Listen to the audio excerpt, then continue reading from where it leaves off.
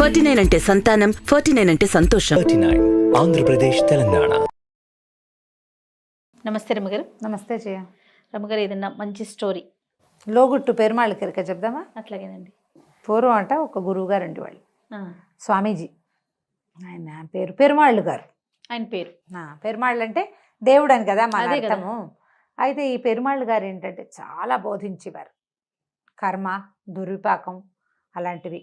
తర్వాత నేను నాదన్న భావాలు ఉండకూడదు, అబద్ధం ఆడరాదు, ధర్మాన్ని పాటించండి, నీది నాదని తేడా ఉండకూడదు, లోకంలో ప్రతివాడు ఎలా ప్రవర్తించాలో ఓహో బోధించేవారు. జనాలంతా బోధాలు వినేవాళ్ళు. బోధామృతాలు వినడానికి ఈనాడు ఆనాడు ఇది ఎప్పుడో 49లో రాయబడిన కదా, అప్పుడు ఉండేవాళ్ళు అవును. బోధామృతాలు వినటానికి. అయితే ఈ వినటానికి వచ్చిన భక్తులు పాపం ఇప్పట్లాగానే అప్పుడు స్వామీజీకి కానుకలు అవి సమర్పిస్తూ ఉండేవారు. మొదట్లో ఏం ఉండేది కదా, ఆయన ఊరూరా తిరుగుతూ ఆధ్యాత్మిక ప్రసంగాలు చేస్తూ తిరుగుతూ ఉండేవారు. కొంత శిష్యగణం కూడా వెనకాల తిరిగేది. అయితే రోజు ఆయనకు ఆ పళ్ళెంలో వచ్చే డబ్బుల్ని తీయగా ఆయనకి ఏమనిపించిందంటే వ్యామోహం మొదలైంది. లెక్క ప్రకారం ఎక్కడ నిద్ర చేయకూడదు, అంటే ఒకే చోట 3 రాత్రులు నిద్ర చేయకూడదు సన్యాసులు. నిలవ పెట్టకూడదు, దాచకూడదు. సన్యాసులు చేయకూడని పనులే అవి. అందుకని ఒక చాతుర్మాస్యం అప్పుడే ఉంటారు, కానీ ఎవరి గృహస్థుల ఇళ్లలో నిద్ర చెయ్యరు సన్యాసులు. ఒకవేళ వచ్చినా ఏదో ఈ శిష్యుల ఇళ్ళకి వచ్చినా 2 రోజుల నుండి వెళ్ళిపోతారు. మూడు రోజులు చేయకూడదు. 3 రోజుల తర్వాత ఇంకా అక్కడ ఉండకూడదు. ఊరు కూడా మారిపోవాలని కూడా ఉంది శాస్త్రం. ఓహో. ఊళ్ళు మారుతారు, ఇళ్ళు మారుతారు, ఒకే చోట నిద్రించకూడదు, దాచకూడదు వాళ్ళు. అయితే ఈయనకి ఏమైంది, ఈ డబ్బులు వస్తూ ఉంటే శిష్యగణం మారుతూ ఉంటుంది ఊరూరా. ఏదో కొద్దిమంది వెనకాల తిరిగే వాళ్ళు ఉంటారు. దాంతో సరే ఏం చేశాడు, ఒక కంసాలి శిష్యుడు ఒకడు దొరికితే ఆ వచ్చిన కాసులన్నింటినీ కరిగించి ఒక బంగారు ప్రతిమ చేయించుకున్నాడు. ప్రతిమ రూపంలో పెట్టుకున్నాడు అనమాట. ఓకే. చాలా డబ్బులు ఇంకా కొత్తగా వస్తున్నవి పక్కన యాడ్ అవుతున్నాయి. ఆ ప్రతిమను రోజు ఓసారి చూసుకుంటూ ఉండేవాడు.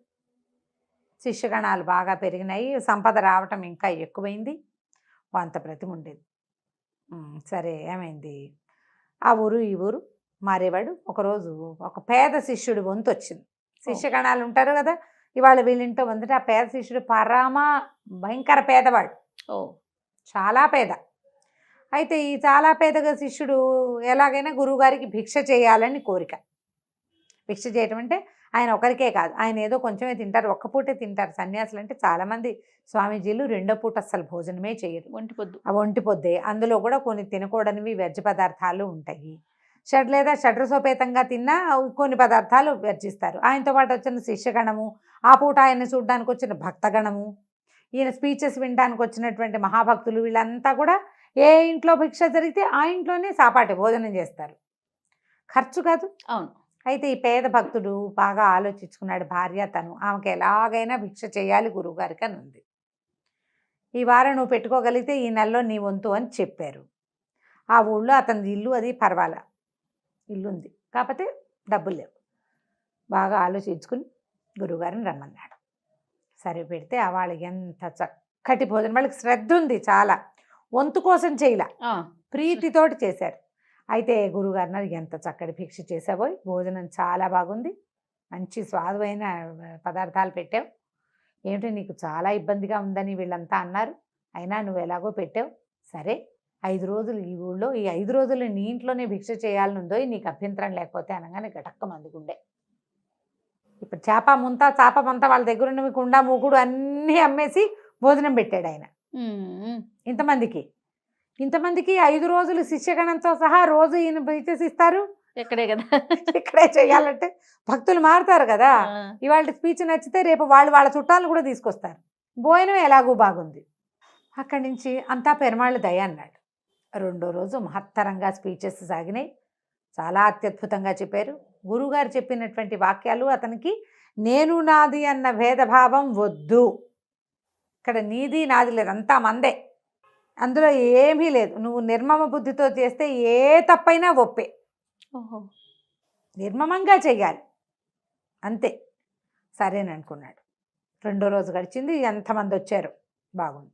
3వ రోజు గడిచింది, ఎంతమంది వచ్చారు. 4వ రోజు కూడా గడిచింది, చాలామంది వచ్చారు. చక్కగా భోజనాలు షడ్రసోపేతంగా కుదురుతున్నాయి. గురువుగారు చాలా సంతోషిస్తున్నారు. భిక్ష అమోఘంగా అఖండంగా జరుగుతుంది. శిష్యగణం అంతా ఆశ్చర్యపోతారు. గురువుగారు పరమాశ్చర్యం. 5 రోజులు గడిచాక, ఏమోయ్ నాయనా, నువ్వు చాలా బాగా చేసావు. నీ అంత అత్యద్భుతమైన శిష్యుణ్ణి నేను ఇప్పటిదాకా చూడలేదు. ఈ 5 రోజులు ఏ భేదభావం లేకుండా వచ్చిన వాళ్ళందరినీ చక్కగా ఆదరించావు. సరి అయిన శిష్యుడవంటే నువ్వేనోయ్ అన్నాడు. అని నువ్వు ఇదంతా ఎలా చేయగలిగేవంటే, అంతా పెరుమాళ్ళ దయ ప్రభు అన్నాడు. అంతా పెరుమాళ్ళదే దయ అంటే ఈయన అబ్బో అనుకున్నాడు. శిష్యుడికి చాలా జ్ఞానం వృద్ధి అయిపోయింది అనుకున్నాడు. సరే ఆ ఊరి నుంచి బయలుదేరి పక్క ఊరికి చేరగానే ఆయన తన వస్తువుల్లో దాచిపెట్టినటువంటి తన దేవుని ప్రతిమను ఒకసారి చూద్దామని తీస్తే ఏముంది, అంతకుముందు ఆ మాత్రం తూగే దేవుని ప్రతిమ ఇలా తీసేసాడు. లోపలంతా డొల్లైపోయింది బంగారం. ఈయన ఏం చెప్పాడు, నీది నాదని భేదభావం లేదు, అదే కదా, అందరికీ ఉపయోగపడమే మానవ జన్మకి సార్థకత. నువ్వు ఈ జన్మలో ఉపయోగపడు, వచ్చే జన్మ లోపల నీకు ముక్తి వస్తుంది కదా. మరి పెరుమాళ్ళకి అంతా పెరుమాళ్ళ దయ అంటే పెరుమాళ్ళు ఎవరు ఇక్కడ? ఒకటి తను, రెండోది ఈ ప్రతిమ. అంతే, ప్రతిమని 5 తులాలు చేసేసాడు. 5 కేజీల ప్రతిమ 5 తులాలు అయిపోయింది. రోజుకో చెక్క ముక్క కొట్టేసి లోపల భాగం అంతా గోకి గురుగారిదే. మరి ఆయన ఏం చెప్పాడు, నీది నాది భేదభావం వద్దన్నాడు కదా. లోగుట్టు పెరుమాళ్ళ విగ్రహం బాగానే కనపడుతుంది, లోపల నుంచి లాగేశాడు మొత్తం. రోజు బంగారం కాస్త ముక్కలు ఆకు రావటం, అమ్మేసి భోజనం పెట్టేయటం. గురుగారిది అయితే ఏమిటి, నాదైతే ఏమిటి, అంతా మందే కదా. నీది నాదని భేదభావం లేదు. గురువు గారికి డక్కు పెట్టింది. ఏమనుకున్నాడంటే, ఓరి నాయనా, నేను ఒట్టి స్పీచెసే చెప్పాను, నువ్వు కదా జీవితంలో ఇంప్లిమెంట్ చేసావు. 5 రోజులు తింటాం తప్పిస్తే ఇంకోటి ఏం లేదు.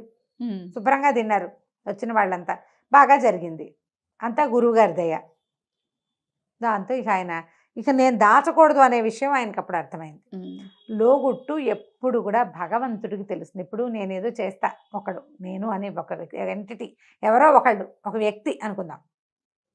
ఈ చేసేటప్పుడు నేను ఎందుకు చేశాను అనేది ఎవ్వరికీ ప్రపంచానికి తెలియదు. అవును, కానీ భగవంతుడికి తెలుసు ఖచ్చితంగా. ఆయన ఎక్కడుంటాడు? లోపల పరమాత్మ వ్యవస్థిత అని చెప్తారు. ఈ శిఖలో భగవంతుడు మనకి మన మంత్రపుష్పం వింటే శ్రద్ధగా తెలుస్తుంది ఎక్కడ ఎలా ఉన్నాడు. ఈ లోపల హృదయానికి కిందగా ఒక నీలం రంగు ఒక కమలం పద్మం ఉంది, ఇలా ఉంటుంది. లోపల ఒక విద్యుల్లేఖలాగా మెరుపు తీగలాగా మెరుస్తున్నటువంటి ఒక రేఖ ఉంటుంది.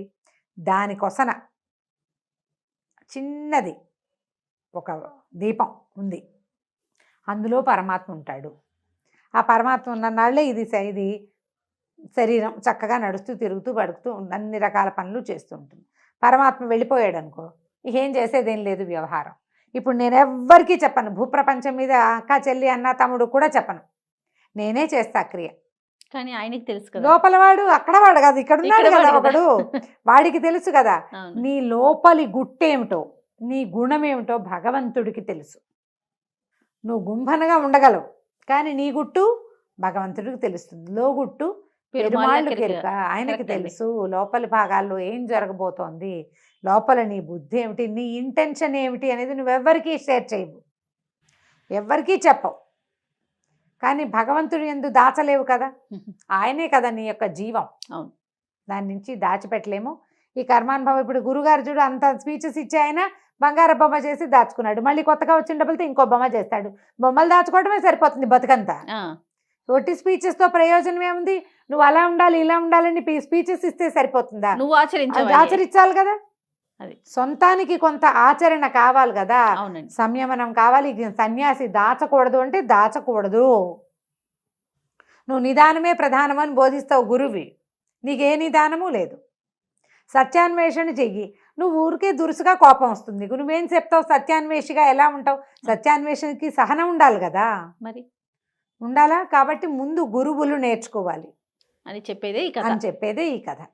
రైట్. నమస్తే రమగారు. నమస్తే జయ.